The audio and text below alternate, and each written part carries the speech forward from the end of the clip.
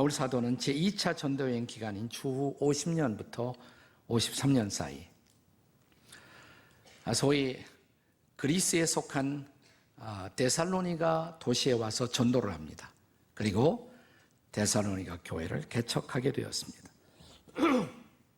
학자들에 따라서는 바울이 3주간 짧은 기간 머물렀다, 또 길게 잡는 사람들은 6개월까지 머물렀을지도 모른다고 말합니다. 어쨌든 짧은 기간에 매우 임팩트가 있는, 영향력이 있는 전도를 했고 그것 때문에 교회가 탄생할 수 있었던 것입니다. 조금 시간이 지나간 후, 한 1년 지나간 후 바울이 고린도라는 도시에 왔을 때 거기서 데살로니가 교인들을 생각하며 거기에 방금 전도를 해서 예수님을 받아들인 성도들을 생각하면서 그들이 신앙이 잘 자라고 있는지 그들을 격려하기 위한 편지를 쓴 것입니다. 그것이 바로 데살로니가서예요.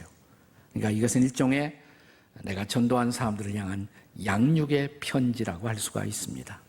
이것을 우리 신앙의 선배들은 영적 지도라고 불렀어요. 혹은 영성 지도, spiritual direction, 영적으로 지도해 주는 것. 내가 전도한 사람 그대로 버려두지 않고 그들을 계속 지도해야 한다는 것입니다. 나는 이번 여름철 단기 선교를 갔다 오신 분들이 일회성으로 끝나지 않고 할 수 있으면, 가능할 수 있으면 전화도 한번 걸고 또 편지도 한번 쓸 수 있으면 얼마나 좋을까. 그런 방법으로도 우리는 구원받은 예수님을 받아들인 영혼들의 성장을 격려할 수가 있다는 것입니다. 리차드 박스터라는 청교도 지도자가 있었는데 그는 참된 목자라는 책을 쓰면서 참된 목자의 가장 중요한 의무가 뭐냐, 진정한 목자가 되려면 예수님을 받아들인 사람들, 이런 사람들을, 그러나 아직 영적으로 연약하고 미성숙한 사람들을 향해서 영적인 지도를 게을리하지 않는 것, 그게 참된 목자의 중요한 자격이다라고 말을 했습니다. 우리는 지금 철로 역정 시리즈로 말씀을 나누고 있습니다. 자, 주인공인 순례자 크리스찬이 좁은 문을 통과했을 때 선희 씨를 만납니다. 그때 선희 씨가 그를 환영하면서 순례자 크리스찬을 데리고 인도에 간 곳이 어디냐면 해석자의 집이었어요. Interpreter's house, 해석자의 집.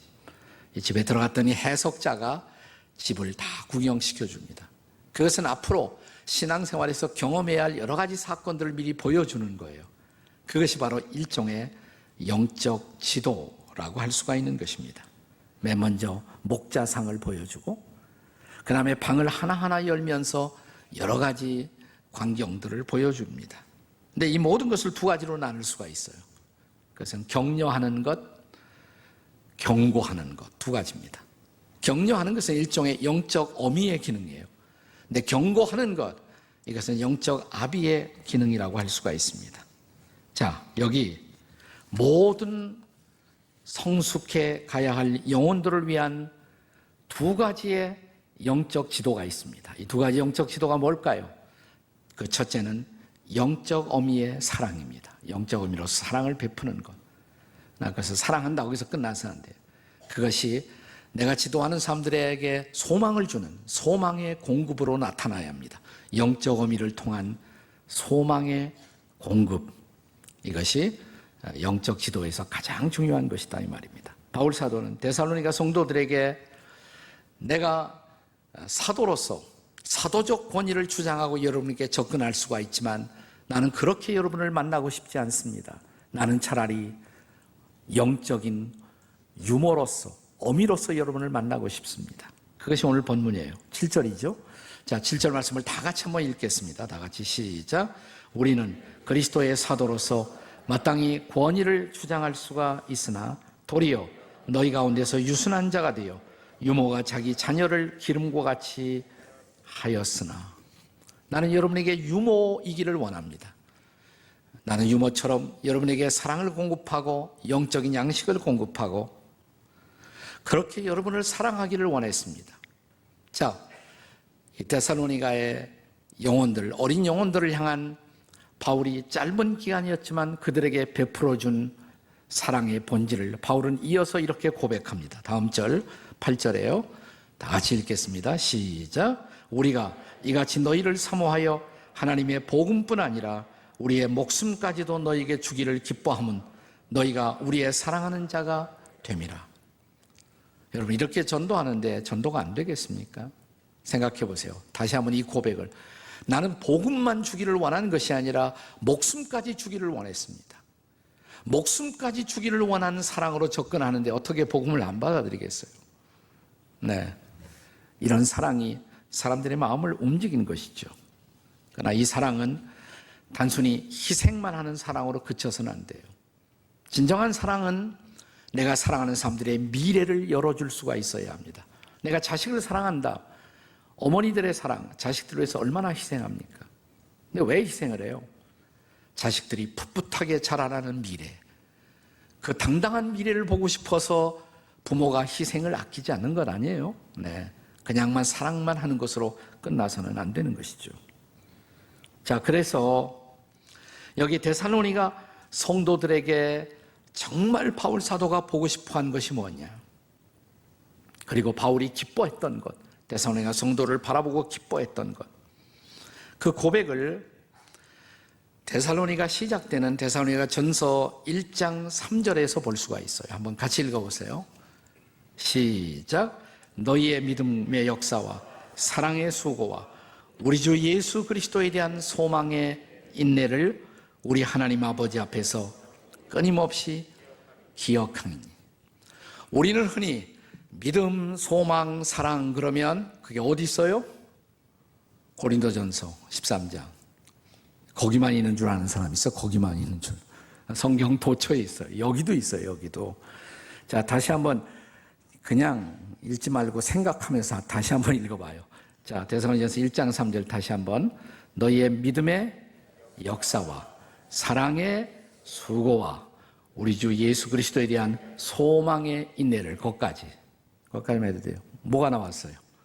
믿음, 사랑, 소망, 이것도 나왔잖아요. 근데 믿음의 역사, 사랑의 수고, 근데 마지막으로 언급한 것이 뭐예요? 소망의 인내. 사랑의 수고로 끝나지 않고 소망의 인내. 내가 사랑으로 수고한 것, 누군가를 위해 사랑으로 수고해요. 그것은 정말 소망스러운 그들의 미래를 바라보고 싶어하는 것, 그것 때문에 인내하는 거예요. 소망의 인내. 그것이 마지막으로 언급되고 있는 것을 볼 수가 있습니다. 우리는 정확하게 철로역정의 저자인 저한 번연이 주인공 순례자 크리스찬에게 해석자의 집으로 인도해서 바로 이런 소망을, 그리고 소망을 향한 인내를 격려하고 있는 모습을 볼 수가 있습니다. 자, 우리가 지난번 설교를 통해 저는 해석자가 벽난로가 있는 방으로 인도한 것을 소개했습니다. 불이 막 피어오르는데 물로 끄는 사람이 있어요. 마귀예요, 마귀. 근데 불이 안 꺼져. 근데 뒤에서 기름으로 계속 기름을 공급해요. 우리 주님이 그렇게 하신다고 그랬죠. 네. 그래서 신앙의 불꽃을 우리가 유지할 수가 있는 것입니다. 그 다음 방, 이제 그 다음 방으로 인도한 순례자 크리스찬을 다음 방으로 인도했는데 해석자의 집안에서 멋진 궁궐이 보여요. 멋진 궁궐이 보입니다. 정중하고 아름답고 화려한 궁궐이었습니다. 얼마나 들어가고 싶겠어요. 근데 가만히 보니까 이 궁궐 앞에 다 군인들이, 병사들이 무장하고 지키고 있는 거예요. 성난 표정으로. 들어갈 수가 없어요. 감히 당장 병사들이 찍을 것 같아서 들어갈 수가 없어요. 들어가고 싶은데 들어가지 못하고 주저하고 지켜보고 있는 누군가 갑자기 한 사나이가 나타나요. 투구를 쓰고 방패를 들고 칼을 든 병사 하나가, 한 사나이가 나타나더니 그 군인들을 향해서 돌진해 갑니다. 용감하게 돌진해 가니까 군인들이 조금 제지하다가 팍 물러가요. 문이 열려요. 궁궐로 입장합니다. 쫙 합창 소리가 막 울려 퍼지기 시작해요. 오라, 어서 오라, 영원한 영광을 누리라. 네. 그리고 이 궁궐로 입장한 이 사나이에게 금빛 찬란한 옷이 입혀집니다. 아, 얼마나 좋아요. 보기만 해도 좋은 광경 아니에요. 네. 자, 바로 이 대목에서 저한 번연은 사도행전 14장 22절의 말씀을 인용하고 있습니다. 한번 같이 읽겠습니다. 다 같이 시작. 제자들의 마음을 굳게 하여 이 믿음에 머물러 있으라 권하고, 또 우리가 하나님의 나라에 들어가려면 많은 환난을 겪어야 할 것이라. 누구나 하나님 나라에 들어가기를 원하죠. 그러나 아무도 환난을 겪기를 원하지는 않습니다. 근데 성경은 이 환난을 극복할 때 그 나라에 들어갈 수가 있다고, 그 나라의 영광을 누릴 수가 있다고. 그렇습니다. 그 나라의 영광, 하나님 나라의 궁극적인 영광, 그 미래의 소망을 가진 자마다 오늘의 어려움과 환난을 극복할 준비가 될 수가 있어야 한다는 사실입니다. 이런 소망의 비전을 갖는 사람들만이 오늘의 싸움에서도 승리할 수가 있다는 것이죠. 아마도 바울은 바로 이쯤에서 우리에게 주신 놀라운 말씀이 있습니다. 아마 요한 번연도 바울의 이 말씀을 이 대목에서 기억하지 않았을까 하는 생각이 듭니다. 디모데후서 4장 7절과 8절입니다. 우리가 잘 아는 말씀이에요. 다 같이 읽겠습니다. 시작. 나는 선한 싸움을 싸우고 나의 달려갈 길을 마치고 믿음을 지켰으니 이제 후로는 나를 위하여 의의 면류관이 예비되었으므로 주 곧 의로우신 재판장이 그날에 내게 주실 것이며 내게만 아니라 주의 나타나심을 사모하는 모든 자에게도니라. 믿으세요, 여러분? 네, 의의 면류관, 그 면류관을 예비하세요. 그러려면 중요한 것이 뭐냐면 선한 싸움을 싸워야 합니다. 오늘이라는 인생의 싸움에서 승리할 때 우리가 천국의 영광을 우리가 마침내 누릴 수가 있다는 사실입니다. 이 광경을 보여주면서 소망을 준 거예요. 비전을 보여줘요. 그렇습니다. 우리 어머니들이 자녀를 키우고 양육할 때도 그냥 사랑만 해서는 안 돼요. 계속 소망을 줘야 돼요. 비전을 줘야 돼요. 꿈을 줄 수가 있어야 합니다. 너는 바로 그 비전을 향해서 가야 한다라고 격려할 수가 있어야죠. 자, 이 비전을 바라보았던 순례자 크리스찬은 빙그레 웃습니다. 그러고 알겠습니다. 이 광경이 무슨 뜻인지 알겠습니다. 저는 이제 제 길을 가겠습니다. 그랬더니 해석자가 잠깐 조또마떼 just a minute, 잠깐 기다리라고 아직 끝나지 않았다고 말합니다. 다시 말하면 영적 지도가 끝나지 않았다는 것이에요. 당신이 한 가지 더 보고 가야 할 것이 있다고, 이 해석자의 집에서. 연달아 두 개의 광경을 보여줍니다. 자, 지금까지는 격려했어요. 그러나 나머지 두 개의 광경을 통해서 그에게 필요했던 경고의 메시지를 던지는 것입니다. 이제 이것이 영적 아비의 기능이에요. 자, 영적 어미는 격려하고 소망을 주고, 영적 아비가 뭐예요? 자, 이제 둘째로 영적 아비의 훈계, 그 훈계를 통해서 경계의 레슨을 던질 수가 있어야 한다는 것입니다. 이것이 아비가 필요한 이유예요. 혹은 아비가 없더라도 누군가가 그 영혼의 건강한 성장을 위해서는 반드시 경계의 메시지가 필요하다는 것입니다. 바울은 데살로니가 성도들에게 자기라는 존재가 영적인 어머니로 남기만을 원하지 않았습니다. 그들이 건강하게 자라나기 위해서는 경계도 받아야 한다. 이것을 알았어요, 바울은. 자, 그것이 바로 11절의 말씀에 기록되어 있습니다. 우리 11절 다 같이 읽겠습니다. 시작. 너희도 아는 바와 같이 우리가 너희 각 사람에게 아버지가 자기 자녀에게 하듯 권면하고 위로하고 경계하노니. 여기 아버지의 펑션, 기능, 어떤 일을 한다고 그랬어요? 권면하고 위로하고 경계하고. 위로는 엄마도 할 수 있을 것 같아요. 아버지만 할 수 있는 건 뭐예요? 권면하고 또 경계하고. 이게 필요하죠. 요즘 아빠들이 이런 거 잘 안 하잖아요. 아빠도 그것까지 다 엄마에게 다 하라고 다 미루기도 하고. 근데 이 권면과 경계가 필요한 이유, 그 다음 절 12절이 대답을 해줍니다. 12절 다 같이 읽습니다. 시작. 이는 너희를 부르사 자기 나라와 영광에 이르게 하시는 하나님께 합당히 행하게 하려 합니다. 하나님 나라 들어가기에 합당한 자로 우리가 빚어지고 연단되어지기 위해서 필요한 것, 그것이 바로 권면과 경계라는 것입니다. 권면과 경계는 힘들고 아프지만 필요한 것입니다. 저는 오늘의 자녀 교육에 있어서 결정적으로 결핍되는 것, 우리 자식들이 너무 부모에게 쩔쩔매기만 하는 것 같아요. 네. 권면이 없어요. 경계가 없어요. 이것은 우리 자녀들의 건강한 미래를 위해서 매우 저는 위험한 시그널이라고 생각합니다. 인생은 만만치 않습니다. 수많은 어려움이 있습니다. 그 어려움을 대비시키기 위해서 부모가 자식들에게 싫은 소리도 해야 돼요. 경계도 해야 합니다. 이 경계의 메시지 없이 우리의 자녀들 건강한 미래를 헤쳐나갈 수가 없어요. 부모가 안 하면 누가 할 거예요, 이것을. 네. 해석자의 집에서 이제 우리는 두 가지 경계의 그림을 보게 됩니다. 자, 첫째 광경은 이런 광경이에요. 철창에 갇혀 있는 남자. 한 남자가 철창에 갇혀 있습니다. 칠흑처럼 캄캄한 방에서 슬픈 얼굴을 하고 고개를 숙인 채 땅만 쳐다보고 있어요. 그리고 자기의 가슴이 무너져 내리듯 깊은 한숨을 몰아쉬고 있습니다. 크리스찬이 그를 향해서 말을 건넵니다. 당신은 도대체 누구시냐고. 그가 이런 대답을 합니다. 이게 저의 본래의 모습이 아니지요.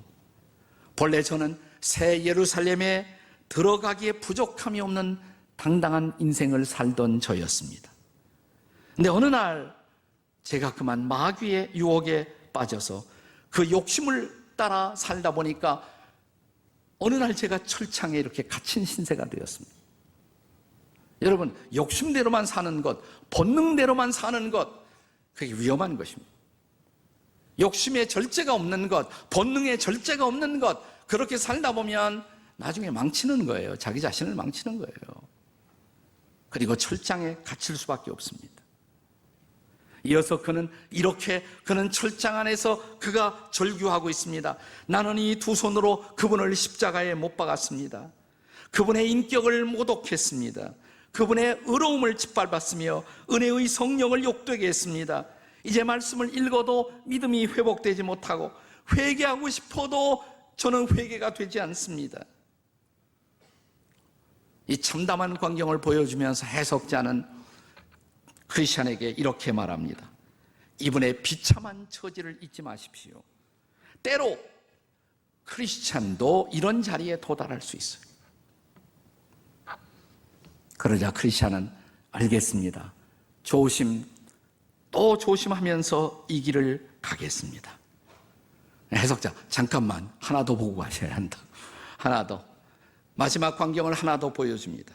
이번에는 침실에서 바들바들 떨고 있는 한 남자의 모습이에요. 네. 아니, 당신은 왜 이렇게 바들바들 떨고 계십니까? 자, 이 남자가 고백을 시작합니다. 그 고백을 내용을 줄거리를 요약하면 이렇습니다. 제가 꿈을 꾸었는데 칠흑처럼 어두워진 밤바다, 갑자기 그 밤바다에 불바다로 변하기 시작했어요. 근데 그 위에 구름 위에 한 위험 있는 분이 앉아 계셨는데 갑자기 나팔 소리와 함께 그분의 음성이 들리기 시작합니다. 이제 심판의 시간이다. 모두들 심판대 앞으로 나오라. 그러자 알곡과 축정이가 갈라지고 그리고 천국과 지옥이 갈라지면서 그분의 영광이 나타나는 순간 갑자기 저는 제가 해결하지 못하고 살아왔던 죄 문제들이 생각나기 시작했습니다. 그리고 저는 그 죄로 말미암아 번민하고 고민 속에 빠져서 지금까지 이렇게 떨고 있습니다. 솔직히 저는 아직 그분의 심판대 앞에 설 준비가 되어 있지 못합니다. 해석자는 크리스찬을 돌아보면서 이렇게 묻습니다. 당신도 이런 광경을 상상해 본 적이 계십니까? 심판의 광경 말입니다. 어느 날 우리는 모두 이 세상의 여행을 마치고 심판대 앞에 서서 나를 심판하신 그분 앞에서 내 인생을 직고하게 된다는 사실을 생각해 보셨는지요? 그러자 생각은 해보았죠. 그리고 주님이 나를 받아주셨다는 사실 때문에 소망도 생기고요. 나 아직도 제 부족함 때문에 두려움도 생기고요. 그러자 해석자는 빙그레 웃으면서 소망과 두려움, 그것은 우리 모두에게 주신 그분의 선물이죠. Hope and fear, 소망과 두려움, 이것은 하늘이 우리에게 주신 선물이랍니다. 새 예루살렘에 대한 소망, 천국의 소망 꼭 필요한 것이죠. 그러나 그 자리에 도달하기에 합당한 내 모습이 되어 있는지, 자신의 모습을 바라보며 심판의 날 부끄러움 없이 설 수 있도록 자신에 대해서 두려워하는 모습, 이것은 동시에 필요한 것입니다. 그렇습니다. 지금 이 시대는 또다시 아비의 훈계가 필요한 시대가 되었습니다. 잠언 13장 1절을 다 같이 읽겠습니다. 시작. 지혜로운 아들은 아비의 훈계를 들으나 거만한 자는 꾸지람을 즐겨 듣지 아니하느니라. 저는 이 시대에 꼭 필요한 것이 영적 지도가 회복되는 것, 영적 아비들의 지도가 다시 한번 우리의 가정에서, 우리의 교회에서 회복될 수가 있다면 이 시대의 성도들은 다시 한번 영적인 부흥을 경험하게 될 것입니다. 경건한 두려움이야말로 우리 모두 거룩함을 이루어나게 하기 위해서 꼭 필요한 하나님의 선물이라는 사실을 기억하십시오. 그런데 불행한 사실, 우리가 살고 있는 이 시대의 가장 커다란 불행은 신자들조차, 성도들조차 경건한 두려움을 잃어버리고 살고 있다는 사실입니다. 그 결과로 회개도 없고, 교회는 다니는데 회개가 없어요. 회개가 없어요. 회개가 없으니까 회복도 없어요. 교회 나오면서도 나는 여전히 죄라는 철창 속에 갇혀 살고 있는 사람들이 적지 않다는 것입니다. 초대 교회들 가운데서 막 영적으로 부흥되는 것 같으면서도 수많은 세속화된 신자들을 가지고 있었고 갈등 속에 빠져 있었던 한 교회가 있습니다. 이 고린도 교회예요. 고린도 교회. 이 교회를 향해서 바울이 그래서 메시지를 보내면서 고린도 후서 7장 1절에서 이렇게 말합니다. 고린도 후서 7장 1절을 다 같이 한번 읽겠습니다. 시작. 그런즉 사랑하는 자들아, 이 약속을 가진 우리는 하나님을 두려워하는 데서 거룩함을 온전히 이루어 육과 영의 온갖 더러운 것에서 자신을 깨끗하게 하자. 아멘이십니까? 정말 거룩함을 온전히 이루는 삶, 그러기 위해서 거룩하지 못한 것을 향해서 노를 선언하는 삶, 죄를 끊어버리는 삶, 회개하는 삶, 이제 이것이 필요한 때가 되지 않았습니까? 이것이 영적 아비의 경고예요. 우리가 이 경고를 받아들이면, 이 경고 앞에 응답하면 우리 앞에 영광의 미래가 열릴 것입니다. 그리고 우리는 영광의 주님을 볼 것입니다. 그리고 우리의 나머지 인생의 순례길은 진정한 행복이 될 것입니다. 만약 이런 경계들을 망각하고 그냥 그저 그렇게 피상적으로 하루하루 살아간다면 우리는 부끄러운 자로 어느 날 철창에 갇힐 수가 있습니다. 죽음의 침장에서 벌벌 떨며 주님 만나기를 부끄러워할 수가 있습니다. 그렇다면 오늘 여러분의 선택은 무엇입니까? 오늘 이 말씀을 통해서 다가오는 그분의 영적 지도, 특별히 경고의 메시지 앞에 순종하시겠습니까? 응답하시겠습니까? 회개하시겠습니까? 오늘 이 말씀이 저와 여러분을 주 앞에 다시 세우는, 그리고 다시 거룩하게 하는 하나님의 손길, 하나님의 만지심으로 우리에게 다가오는 이 말씀이 되시기를 주의 이름으로 축원합니다. 기도하시겠습니다. 하나님 아버지, 감사합니다. 주신 말씀을 우리의 마음에 담습니다. 그리고 이 말씀을 붙들고 거룩한 주의 영광을 바라보며 나아가기를 소원합니다. 오 하나님, 이 시간 오셔서 우리의 마음을 만져주시고 우리의 인생을 주께 드리오니, 그리고 우리가 정말 주의 말씀 앞에 끊어야 할 것을 끊고 버려야 할 것을 버리고 포기할 것을 포기하는 거룩함의 결단으로 하나님 앞에 설 수 있도록 도와주시옵소서. 오늘이 나의 거룩함이 이루어지는 그 출발이 될 수 있도록 도와주시옵소서. 이제는 우리 주 예수 그리스도의 은혜와 하나님 아버지의 사랑과 성령의 평화가 오늘도 주님 주신 말씀을 붙들고 다시 열방을 향해, 세상을 향해, 우리의 가정을 향해, 또 이 추석절 우리의 사랑하는 가족들과 친척들과 오래간만에 만나 그 자리에서 다시 한번 예수님이 어떻게 내게 소망 되신 것을 증거하고 말하는 그런 추석절이 되기 위하여 흩어져가는 당신의 백성들에게 지혜와 평강과 성령의 능력으로 함께 해주시기를 간절히 축원하옵나이다. 아멘.